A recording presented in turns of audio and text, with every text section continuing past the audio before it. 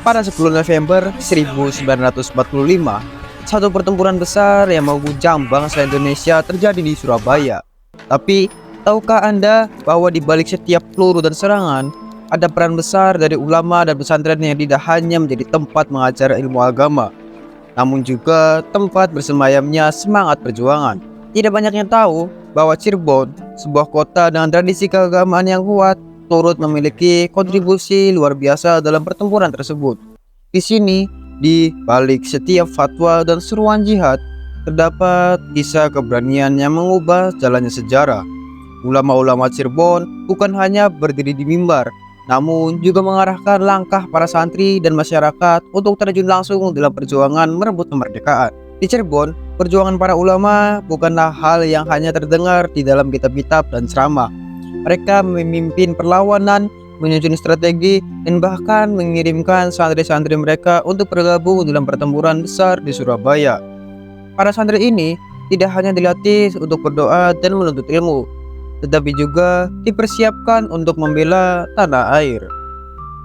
Salah satu ulama besar yang memegang peran penting adalah Kyai Haji Mukoyim dari pesantren Buntet. Pesantren ini bukan hanya dikenal sebagai tempat menimba ilmu agama, tetapi juga tempat mengajarkan semangat jihad yang tak kenal lelah.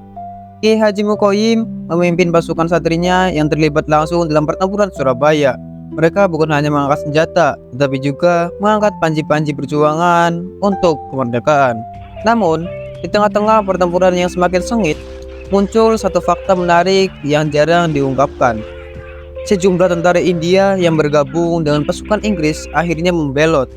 Mereka menolak untuk melawan ulama dan santri yang berjuang mati-matian di garis depan. Tentara-tentara ini yang banyak beragama Islam merasa tidak tega menghadapi saudara seiman mereka. Bagi mereka, melihat para ulama dan santri berperang mempertahankan tanah air menjadi pengingat akan semangat jihad yang sama-sama mereka hormati. Tapi pertanyaannya adalah, apakah ulama-ulama dari Cirebon hanya berperan di balik layar? Apakah mereka hanya memberikan semangat lewat kata-kata? Atau ada aksi nyata dari para ulama Cirebon? Salah satu santri pesantren Gedongan yang dipimpin oleh Kyai Haji Muhammad Said turut terlibat dalam perjuangan ini. Pesantren Gedongan dengan sejarah panjangnya menjadi tempat berkumpulnya laskar-laskar yang siap bertempur untuk mempertahankan kemerdekaan. Meskipun Kyai Said tidak terlibat langsung dalam pertempuran, semangat yang ia tanamkan di pesantren telah menggerakkan santri untuk berperang di garis depan. Tak hanya itu, peran ulama di Cirebon juga sangat terlibat dalam mendukung perjuangan moral dan mental para pejuang. Sementara itu, Kyai Haji Abbas, seorang ulama besar lainnya, terlibat langsung dalam pertempuran di Surabaya, memiliki pengaruh besar dalam pergerakan semangat umat untuk mendukung perjuangan. Dalam setiap fatwa yang disampaikannya, ia menegaskan bahwa kemerdekaan adalah harga mati yang harus dipertahankan dengan segala daya.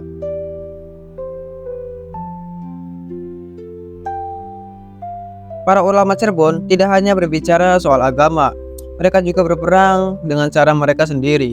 Bagi mereka, perang ini adalah jihad, sebuah panggilan yang tidak bisa ditunda. Mereka tidak hanya berjuang dengan senjata, tapi juga dengan strategi dan semangat yang membara. Kyai Haji Hasyim Asy'ari mungkin bukan orang Cirebon, tetapi fatwanya yang menggerakkan seluruh pesantren di tanah air, termasuk yang ada di Cirebon, telah menciptakan gelombang perlawanan yang tidak terbendung.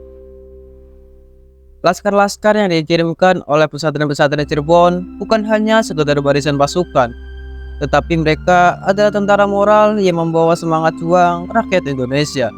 Mereka datang dari berbagai pesantren besar di Cirebon, membawa pesan kuat untuk rakyat Surabaya bahwa perjuangan ini adalah perjuangan bersama, tak peduli dari mana mereka berasal. Peran ulama Cirebon dalam pertempuran Surabaya tidak hanya tentang strategi dan pasukan. Peran mereka juga sangat penting dalam memotivasi dan menginspirasi para pejuang untuk tidak mudah menyerah. Para santri yang terlibat langsung, seperti yang datang dari pesantren Buntet, membawa semangat dan doa para ulama dalam setiap langkah mereka. Ketika para pejuang di Surabaya bertempur melawan sekutu, mereka tidak hanya bertarung untuk tanah air, tetapi juga untuk penghormatan, agama, dan nasib bangsa. Dukungan moral yang diberikan oleh ulama-ulama Cirebon, baik yang terlibat langsung maupun tidak, sangat penting dalam menjaga semangat para pejuang. Mereka membuktikan bahwa perjuangan tidak hanya melibatkan fisik, tetapi juga hati dan keyakinan yang kuat. Inilah kisah tentang para ulama Cirebon dalam pertempuran Surabaya 10 November tahun 1945. Kisah tentang keberanian, semangat juang, dan pengorbanan tanpa pamrih.